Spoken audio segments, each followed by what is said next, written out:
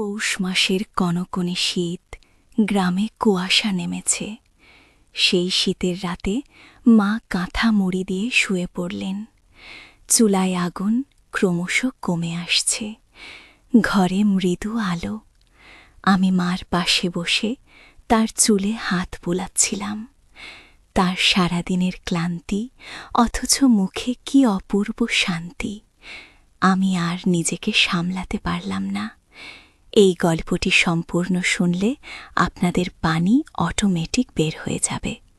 So যত দ্রুত সম্ভব হাতের কাছে টিস্যু নিয়ে বসে পড়ো। বিছানার চাদর যেন নষ্ট না হয় সেটা সম্পূর্ণ খেয়াল রাখার অনুরোধ জানিয়ে গল্পটি এখন শুরু করব। তার আগে সর্বশেষ অনুরোধ, দয়া করে এমন পানি বের করার গল্প নিয়মিত শুনতে আমাদের চ্যানেলটি সকলেই সাবস্ক্রাইব করুন। ধন্যবাদ মা। শীতের রাতে খড়ের বিছানায় কাঁথা মুড়ি দিয়ে শুতেই আমি তার পাশে লম্বা হয়ে শুয়ে পড়লাম। বললাম, মা, আজ রাতে তুমি শুধু আমার মা নও, তুমি আমার প্রেমিকা। মা ধরফট করে উঠে বসলেন। কি হলো আমার চাঁদনি, এই শীতের রাতে তুই কি আজ কবি কথা বলছিস? মা আমার কপালে হাত রেখে দেখলেন, জ্বর-টর হয়েছে নাকি। আমার চোখের দিকে তাকিয়ে উদ্বিগ্ন হয়ে বললেন। আমি মাথা নেড়ে বললাম, না মা, জ্বর নয়। আজ আমি তোমায় একটা গল্প শোনাব, আমাদের ঠাকুরদা আর ঠাকুরমার সেই পুরনো প্রেমের গল্প, যেটা তুমি আমাকে কখনো শোনাওনি। গু, তুই কোথায় শুনলি? মা বিস্মিত চোখে আমার দিকে তাকালেন। এসব তো অনেক পুরনো কথা। গু, কাকিমা বলছিলেন গত সপ্তাহে বাবা যখন শহরে গেছিলেন। তখন আমি ধীরে ধীরে বললাম। মা একটু নড়ে চড়ে বসলেন। বাইরে বাতাসের শব্দ হচ্ছিল, দূরে শিয়ালের ডাক শোনা যাচ্ছিল। শীতের রাতের নিস্তব্ধতা ভেদ করে সেই ডাক আমাদের গ্রামের প্রত্যন্ত এলাকা পর্যন্ত ভেসে আসছিল। মা কথা না দলে মৃদু হাসি দিয়ে আমার দিকে তাকালেন। শোন চাঁদনি, আমাদের পরিবারের এই গল্পটা কাউকে বলা হয় না, কিন্তু তুই যখন জেনেই গেছিস তখন বাকিটাও শোন। কিন্তু মনে রাখবি, এটা আমাদের পরিবারের রহস্য। আমি উৎসাহের সাথে মাথা নাড়লাম। আমাদের পরিবার মানে আমি চাঁদনি, আমার মা রমলা আর বাবা শান্তনু। আমরা গ্রামের প্রান্তে একটা পুরনো বাড়িতে থাকি। বাবা সপ্তাহে 2 বার শহরে যান ব্যবসার কাজে। আমরা 2 বোন, 1 ভাই। আমার বড় বোন রূপসী বিয়ে করে শ্বশুরবাড়ি গেছে। ছোট ভাই অমিত 6 বছর আগে হঠাৎ নিখোঁজ হয়ে যায়। তার কোনো খোঁজ আমরা পাইনি, শুধু তার ছেঁড়া জামা কাপড় পুকুরের ধারে পাওয়া গিয়েছিল। গ্রামের লোকে বলে সে পুকুরে ডুবে মারা গেছে, কিন্তু তার দেহ পাওয়া যায়নি। চাঁদনি, আমাদের ঠাকুরদা নীলকুমার দত্ত এবং ঠাকুরমা অনিন্দিতা, তারা দুজনে একে অপরকে প্রেম করতেন না। বিয়েটা হয়েছিল বাধ্য হয়ে। কাকিমা শুরু করলেন। আমি অবাক হয়ে বললাম, তাহলে কাকিমা মিথ্যা বলছেন? তিনি তো বললেন তাদের এক অসাধারণ প্রেমের গল্প ছিল, যা এখনও গ্রামের লোকে মনে রাখে। সেটাই আসল গল্প। তোর ঠাকুরদা নীলকুমার আসলে এই গ্রামের লোক ছিলেন না, তিনি এসেছিলেন দূর থেকে। কোথা থেকে এসেছিলেন সেটা কেউ জানত না। তোর ঠাকুরমা ছিলেন এখানকার বর জমিদারের একমাত্র মেয়ে। তিনি খুব সুন্দরী ছিলেন, কিন্তু স্বভাবে খুব কঠিন। কোনো ছেলেকেই পছন্দ করতেন না। এমনকি তার বাবা অনেক সম্বন্ধ এনেও বিয়ে দিতে পারেননি গিয়ে। কিন্তু তারপর একদিন হঠাৎ এই নীলকুমার এসে জমিদারের কাছে চাকরির জন্য আবেদন করেন। নীলকুমার ছিলেন খুব সুদর্শন এবং শিক্ষিত। ইংরেজি জানতেন, হিসাব নিকাশে ছিলেন পারদর্শী। জমিদার তাকে তার স্টেটের ম্যানেজার নিযুক্ত করেন গো। এরপর ক্রমশ তোর ঠাকুরমা অনিন্দিতা আর ঠাকুরদা নীলকুমারের মধ্যে একটা যোগাযোগ শুরু হয়। শুরুতে সেটা ছিল খুব গোপন, কেউ জানত না।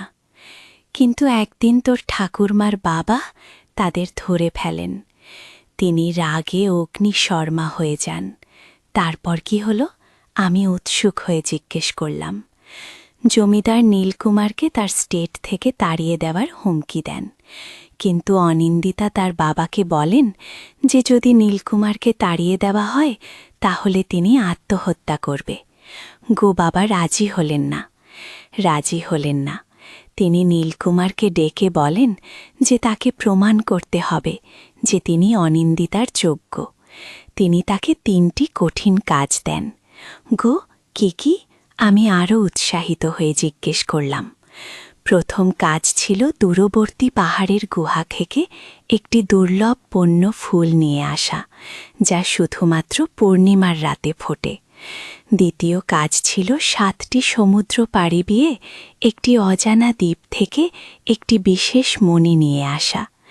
তৃতীয় এবং সবচেয়ে কঠিন কাজ ছিল শত্রু রাজ্যের সীমানা থেকে একটি গুপ্ত দলিল উদ্ধার করা, যা তোর ঠাকুরমার পিতার অধিকার প্রমাণ করত। আমি অবাক হয়ে শুনছিলাম। আমার মাথার মধ্যে ছবি ভেসে উঠছিল, অদ্ভুত এক অ্যাডভেঞ্চারের গল্প। ঠাকুরদা এই কাজগুলি করেছিলেন? হ্যাঁ, তিনি 3টি কাজই সফলভাবে সম্পন্ন করেন, কিন্তু শেষ কাজটি করতে গিয়ে তিনি গুরুতর আহত হন। তার পিঠে তলোয়ারের আঘাত লাগে। প্রাণে বেঁচে ফিরে আসেন, কিন্তু সেই ক্ষতের দাগ জীবনভর তার পিঠে ছিল। আমার চোখ বিস্ফারিত হয়ে উঠল। তারপর জমিদার সাহেব কি বললেন? জমিদার সাহেব নীলকুমারের সাহস দেখে মুগ্ধ হন। তাকে তার মেয়ের হাত দিতে রাজি হয়ে যান। কিন্তু এখানেই গল্প শেষ নয়। আরও কি? আমি অধীর আগ্রহে জিজ্ঞেস করলাম। বিয়ের পর একটা রহস্যময় ঘটনা ঘটে। বিয়ের রাতে ঠাকুরমার ঘরে এক অচেনা লোক ঢুকে পড়ে। ঠাকুরমা চিৎকার করে ওঠেন। ঠাকুরদা দৌড়ে আসেন এবং সেই লোকের সাথে তার লড়াই হয়। সেই লড়াইয়ে লোকটি পালিয়ে যায়, কিন্তু তার হাত থেকে একটি লকেট পড়ে যায়। উল্কেট? হ্যাঁ, একটি সোনার লকেট। এবং সেই লকেটের মধ্যে ছিল একটি ছবি, ঠাকুরদা নীলকুমারের ছবি। আমি হতবাক হয়ে গেলাম। কিন্তু কেন? সেই লোক কে ছিল? তার কাছে ঠাকুরদার ছবি কেন ছিল? সেটাই রহস্য। পরে জানা যায় যে সেই লোকটি আসলে নীলকুমারের ভাই ছিল, যাকে তিনি আগে কখনো দেখেননি। তার নাম ছিল কালকুমার।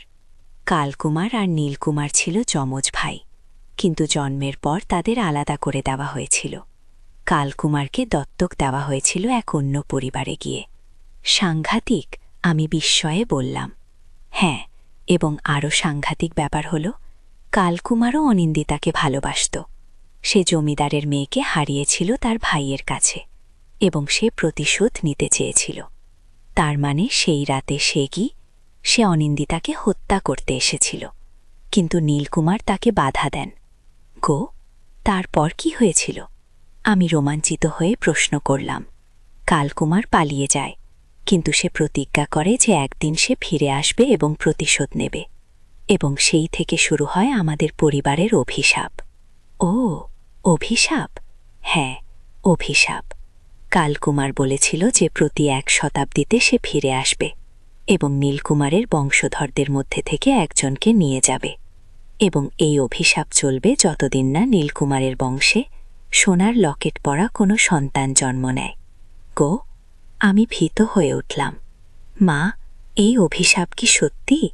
কে জানে চাঁদনি, কে জানে, কিন্তু তোর ঠাকুরদা ঠাকুরমার যুগে কোনো সন্তান হারিয়ে যায়নি।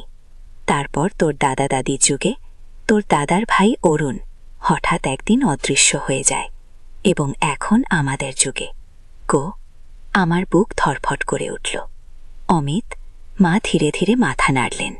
হ্যাঁ অমিত, এখন প্রায় 100 বছর হতে চল নীলকুমার আর কালকুমারের সেই ঘটনার পর, এবং আমাদের পরিবার থেকে আবার একজন হারিয়ে গেছে। আমি ভয়ে কাঁপতে লাগলাম। মা, তুমি বলতে চাও?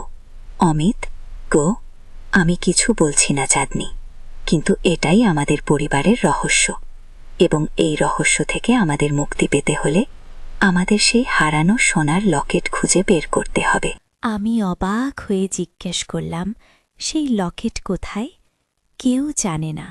100 বছর আগে সেটা হারিয়ে যায়, তোর ঠাকুরদা সেটা লুকিয়ে রেখেছিলেন যাতে কালকুমার তা খুঁজে না পায়, কিন্তু দুর্ভাগ্যবশত ঠাকুরদা তার মৃত্যুর আগে কাউকে বলে যাননি সেটা কোথায় আছে। কিন্তু আমরা কিভাবে খুঁজব, আমি জিজ্ঞেস করলাম। তোর দাদা অনেক চেষ্টা করেছিলেন, কিন্তু কোনো সুরাহা করতে পারেননি। এখন আমাদের হাতে শুধু একটা পুরনো দিনলিপি আছে যা তোর ঠাকুরদা রেখে গেছেন। সেখানে কিছু সংকেত আছে, কিন্তু কেউ এখন পর্যন্ত সেগুলি বুঝতে পারেনি গিয়ে। আমি উত্তেজিত হয়ে বললাম, মা, আমি দেখতে চাই সেই দিনলিপি। ঠিক আছে, কিন্তু আজ নয়, এখন রাত অনেক হয়েছে, কাল সকালে আমি তোকে দেখাব। মা বললেন। কিন্তু মা, অমিত কি তাহলে?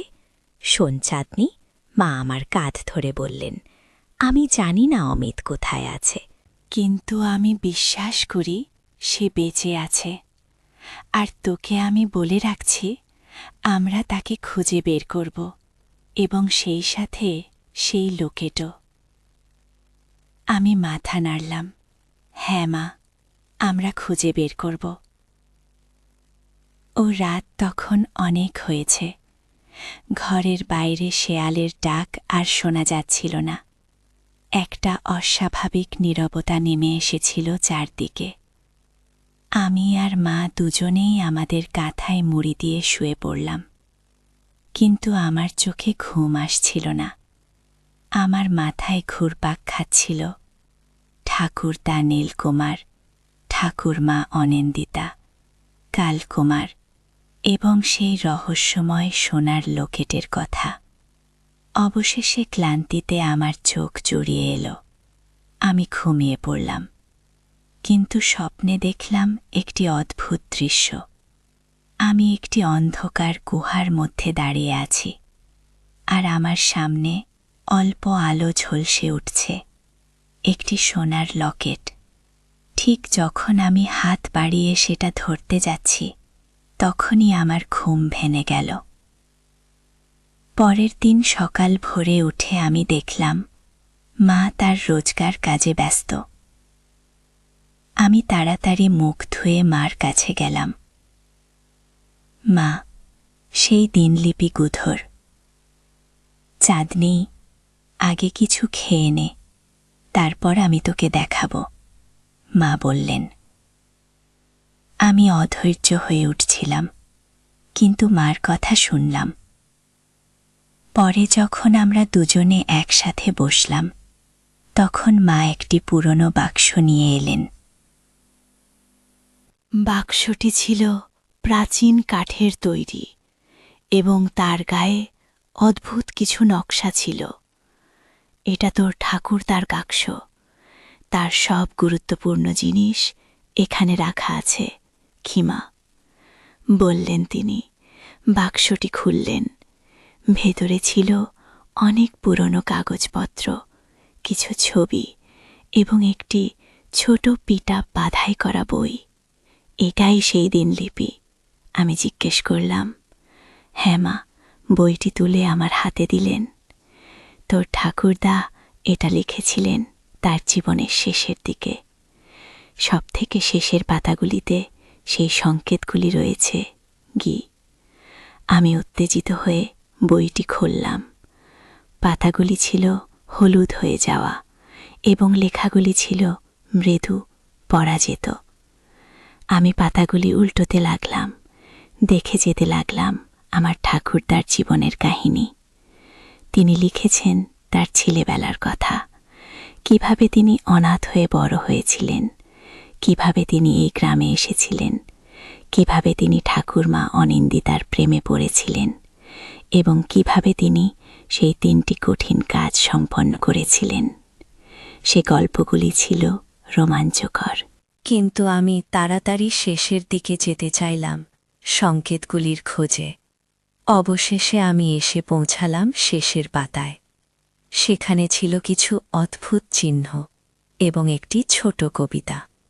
পূর্ণিমার রাতে যখন চাঁদ ঠিক মাথার উপরে থাকবে, পূর্ব দিকের নিমগাছের ছায়া পশ্চিম দিকে পড়বে। সেই ছায়া যেখানে শেষ হবে, সেখানে 3 বার পা ফেলো। তারপর উত্তর দিকে 7 বার কদম, পশ্চিম দিকে 5 বার কদম, দক্ষিণ দিকে 3 বার কদম, আর পূর্ব দিকে 1 বার কদম। যেখানে থামবে সেখানে আছে পাথরের নিশানা। সেই পাথরের নিচে মাটির তলে লুকিয়ে আছে সোনার লকেট, যা আনবে মুক্তি আমার বংশের অভিশাপ থেকে। গিয়ে আমি বিস্ময়ে কবিতাটি পড়লাম। তারপর মাকে দেখালাম। মা, এটা তো একটা মানচিত্র। ঠাকুর তার সংকেত রেখে গেছেন। কোথায় লকেট লুকিয়ে আছে? হ্যাঁ, কিন্তু কেউ এখনো এটা বুঝতে পারেনি। কোন নিমগাছের কথা তিনি বলেছেন? আমাদের বাড়ির চারপাশে অনেক নিমগাছ আছে, কিমা বললেন। আমি কবিতাটা আবার পড়লাম। এখানে লেখা আছে পূর্ণিমার রাতে। আজকে পূর্ণিমা? মা একটু ভেবে বললেন, হ্যাঁ, আজ পূর্ণিমা। কিন্তু তুই কি করতে চাস? আমি আজ রাতে এই সংকেত অনুসরণ করে দেখতে চাই। হয়তো আমরা লকেটটা খুঁজে পাব। খোয়া, আমি উত্তেজিত হয়ে বললাম। কিন্তু চাঁদনি, এটা খুব বিপজ্জনক হতে পারে। যদি সত্যিই কালকুমার ফিরে এসে থাকে, তাহলে সে হয়তো আমাদের ওপর নজর রাখছে। কিমা চিন্তিত স্বরে বললেন, কিন্তু মা, আমাদের অমিতকে খুঁজে বের করতে হবে। যদি এই অভিশাপের কথা সত্যি হয়, তাহলে শুধুমাত্র সেই লকেট খুঁজে পেলেই আমরা অমিতকে ফিরে পেতে পারি। আমি দৃঢ় স্বরে বললাম। মা আমার দিকে গভীর দৃষ্টিতে তাকালেন। তুই ঠিক বলেছিস। আমরাও, তোর বাবা, আমি অনেক চেষ্টা করেছি, কিন্তু কোনো ফল হয়নি। হয়তো তোর ভাগ্যেই এই রহস্য সমাধান করা আছে। কিমা, আমরা আজ রাতে চেষ্টা করব। মা, কিন্তু বাবাকে বলবে না। তিনি হয়তো আমাদের বাধা দেবেন। তিনি তো এসব বিশ্বাস করেন না। গিয়ে আমি বললাম। মা একটু ইতস্তত করলেন, তারপর রাজি হলে। ঠিক আছে, কিন্তু আমি তোর সাথে থাকব। দিনটা খুব ধীরে কাটছিল। আমার মন ছিল শুধু সেই রাতের অপেক্ষায়। সন্ধ্যা নামতেই আকাশে পূর্ণিমার চাঁদ উঠতে শুরু করল। বাবা খাওয়া দাওয়ার পর শুয়ে পড়লেন। রাত বাড়ার সাথে সাথে মা আর আমি চুপি চুপি বাড়ি থেকে বেরিয়ে এলাম। বাইরে রাত অদ্ভুত রকম নিস্তব্ধ ছিল। পূর্ণিমার চাঁদ আকাশে জলজল করছিল। চারদিকে অস্বাভাবিক আলো ছড়িয়েছিল। চাঁদনি, তুই কোন নিমগাছের কথা ভাবছিস? মা জিজ্ঞেস করলেন। আমি চারদিকে তাকালাম। আমাদের বাড়ির আশেপাশে অনেক নিমগাছ ছিল, কিন্তু কোনটি হতে পারে সেটা বোঝা কঠিন ছিল। তারপর হঠাৎ আমার মনে পড়ল, মা, আমি জানি কোন নিমগাছের কথা বলা হয়েছে। পুরনো নিমগাছ, যেটা আমাদের বাড়ির পূর্ব দিকে পুকুরের ধারে আছে। ঠাকুরদা ঠাকুরমার বিয়ের সময় সেটা লাগানো হয়েছিল। সেটা সবচেয়ে পুরনো নিমগাছু। মা চমকে উঠলেন। তুই ঠিক বলেছিস, আমি কেন ভাবিনি। চল, আমরা সেখানে যাই। আমরা পুকুরের দিকে যেতে শুরু করলাম। রাত ক্রমশ গভীর হচ্ছিল এবং চাঁদ প্রায় মাথার উপরে এসে পৌঁছেছিল। পুকুরের কাছে পৌঁছে আমরা দেখলাম সেই বিশাল নিম গাছ, যার বয়স হবে কমপক্ষে 100 বছর। এখন আমাদের অপেক্ষা করতে হবে যতক্ষণ না চাঁদ ঠিক মাথার উপরে আসে। আমি বললাম। মা আর আমি গাছের নিচে বসে অপেক্ষা করতে লাগলাম। মিনিট ঘণ্টা কেটে যেতে লাগল। হঠাৎ আমি লক্ষ্য করলাম গাছের ছায়া পশ্চিম দিকে পড়েছে, ঠিক যেমন কবিতায় বলা ছিল। মা দেখো, আমি উত্তেজিত হয়ে দেখালাম। আমরা উঠে দাঁড়ালাম এবং সেই ছায়া অনুসরণ করে যেতে লাগলাম। ছায়া শেষ হওয়ার জায়গায় আমি 3 বার পা ফেললাম। তারপর উত্তর দিকে 7 বার কদম, পশ্চিম দিকে 5 বার কদম, দক্ষিণ দিকে 3 বার কদম আর পূর্ব দিকে 1 বার কদম। আমি যেখানে থামলাম সেখানে ছিল একটি ছোট পাথর, যা মাটিতে আধা পোতা ছিল। মা, এখানে! আমি চিৎকার করে উঠলাম। মা দৌড়ে এলেন এবং আমরা দুজনে মিলে সেই পাথরটি সরানোর চেষ্টা করলাম। পাথরটি খুব ভারী ছিল, কিন্তু অবশেষে আমরা সেটা সরাতে সফল হলাম। তার নিচে ছিল একটি গর্ত এবং সেই গর্তের মধ্যে একটি ছোট টিনের বাক্স। আমার হাত কাঁপছিল, যখন আমি সেই বাক্সটি তুললাম। আমি সেটা খুললাম এবং ভেতরে দেখলাম একটি চকচকে সোনার লকেট।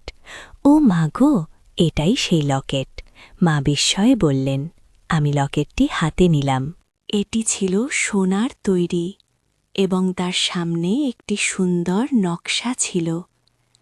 আমি সেটি খুললাম এবং ভেতরে দেখলাম দুটি ছবি।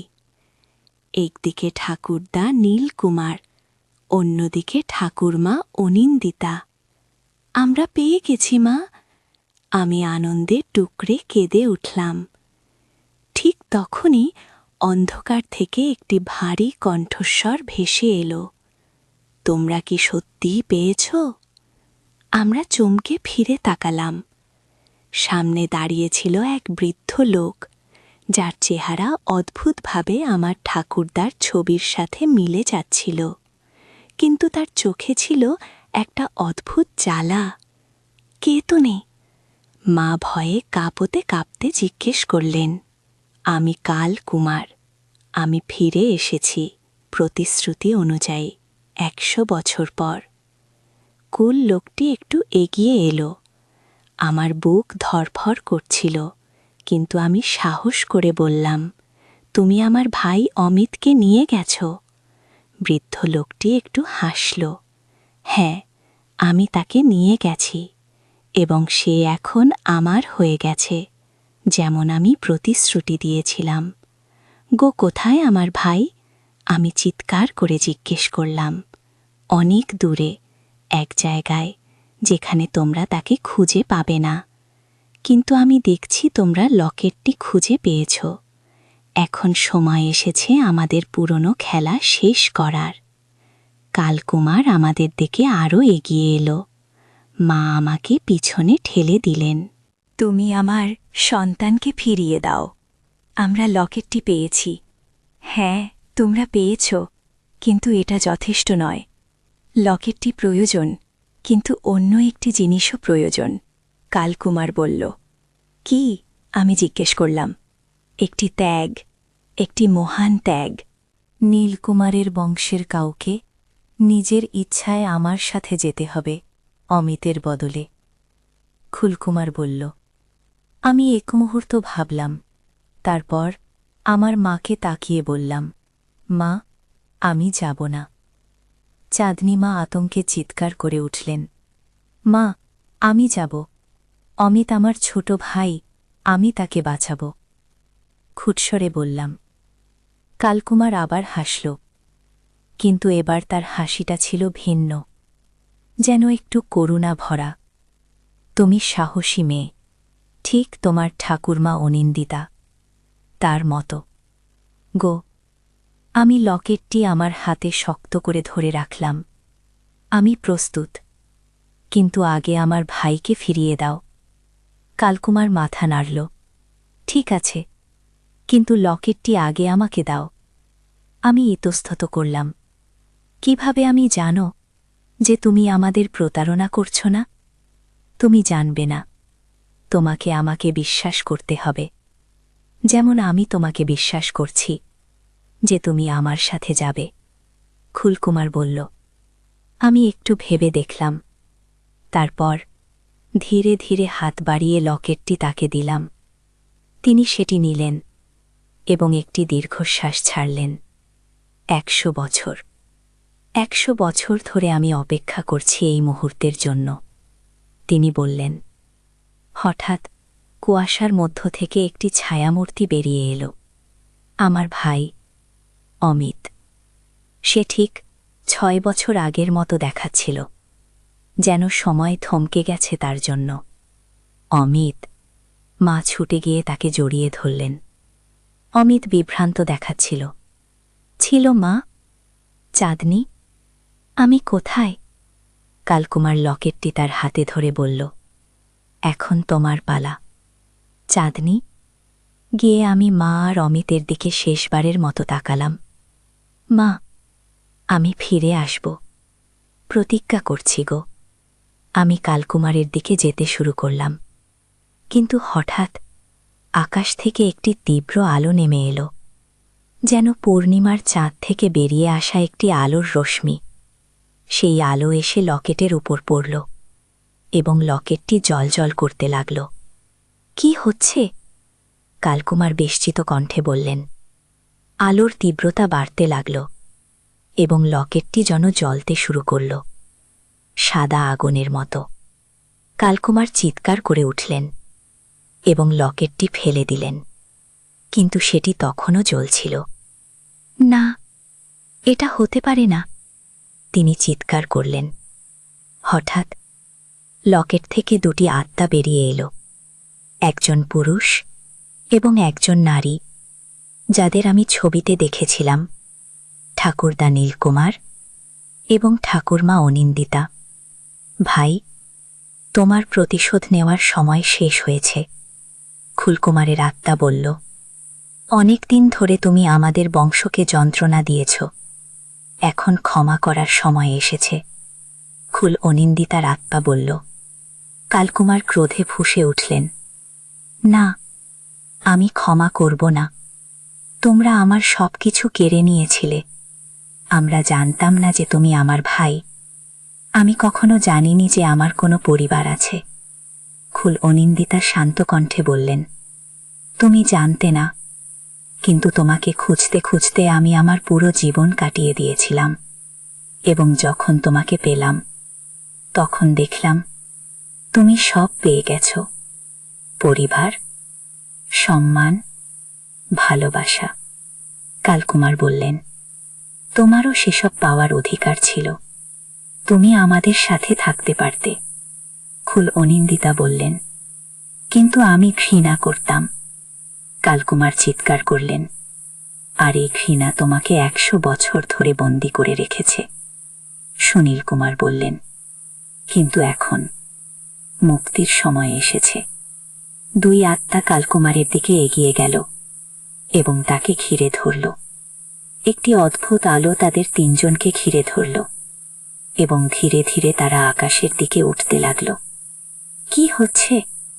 আমি বিস্ময়ে জিজ্ঞেস করলাম। অভিশাপ শেষ হচ্ছে, খুয়া অমিত বলল, যেন সে সব জানত। ভাই আর বোন আবার একত্রিত হয়েছে। কি? আমরা দেখলাম যেমন তিনটি আত্মা আকাশের দিকে উঠে গেল এবং ক্রমশ মিলিয়ে গেল। পূর্ণিমার চাঁদের আলো, মাটিতে পড়ে থাকা লকেটটি ধীরে ধীরে নিভে গেল এবং আবার স্বাভাবিক দেখাতে লাগল। আমি গিয়ে লকেটটি কুড়িয়ে নিলাম। এটি এখন একটি সাধারণ সোনার লকেট, কিন্তু এর ভেতরে ছিল আমাদের পরিবারের একটি অসাধারণ গল্প। অমিত, তুই কোথায় ছিলি এতদিন? মা কাঁপা কণ্ঠে জিজ্ঞেস করলেন। অমিত মাথা নাড়ল। আমি জানি না মা, আমার মনে পড়ে না কিছুই। মনে হয় আমি ঘুমিয়েছিলাম একটা লম্বা ঘুম। আমরা তিনজন একে অপরকে জড়িয়ে ধরলাম। পূর্ণিমার চাঁদ আকাশে উজ্জ্বল হয়ে চমকাচ্ছিল, যেন আমাদের আনন্দে সেও আনন্দিত। চল বাড়ি যাই। কি মা? বললেন বাবা। আনন্দে পাগল হয়ে যাবেন। আমরা বাড়ির দিকে হাঁটতে শুরু করলাম। অমিত আমার পাশে হাঁটছিল, যেন সে কখনো চলে যায়নি। আমি লকেটটি আমার গলায় পরলাম এবং আমার মনে হল যেন এটি উষ্ণ হয়ে উঠল। আমার মনে হল ঠাকুরদা ঠাকুরমা আমাদের সাথে আছেন, আমাদের দেখছেন, আমাদের রক্ষা করছেন। অমিত হঠাৎ থামল এবং আকাশের দিকে তাকাল। চাঁদনি, আমার মনে হয় আমি কিছু জানি। কি? আমি জিজ্ঞেস করলাম। কালকুমার একা ছিলেন না, তার অনুচররা আছে এবং তারা এখনও রয়ে গেছে। অমিত গুরু গম্ভীর কণ্ঠে বলল। আমার বুক ধরফর করে উঠল। তার মানে? তার মানে আমাদের যাত্রা এখনো শেষ হয়নি, অমিত বলল। তার চোখে একটা অদ্ভুত দৃঢ়তা। তবে আমরা এখন সবাই একসাথে আছি, আর এই লকেট আমাদের সাথে আছে। আমরা যে কোনো বিপদের মোকাবেলা করতে পারব। আমি মাথা নাড়লাম এবং লকেটটি শক্ত করে ধরলাম। হ্যাঁ, আমরা পারব। আমাদের পরিবার এখন আবার পূর্ণ হয়েছে, আর কেউ আমাদের ভাঙতে পারবে না। গিয়ে আমরা আবার হাঁটতে শুরু করলাম। পূর্ণিমার চাঁদের আলো আমাদের পথ দেখিয়ে দিচ্ছিল। আমি জানতাম এটা শুধু একটা সমাপ্তি নয়, একটা নতুন শুরু। আমাদের সামনে অনেক অ্যাডভেঞ্চার অপেক্ষা করছে, অনেক অনেক আবিষ্কার, কিন্তু আমরা একসাথে সেগুলির মোকাবেলা করব, কারণ আমরা একটি পরিবার, এবং পরিবার হল সবচেয়ে শক্তিশালী বন্ধন।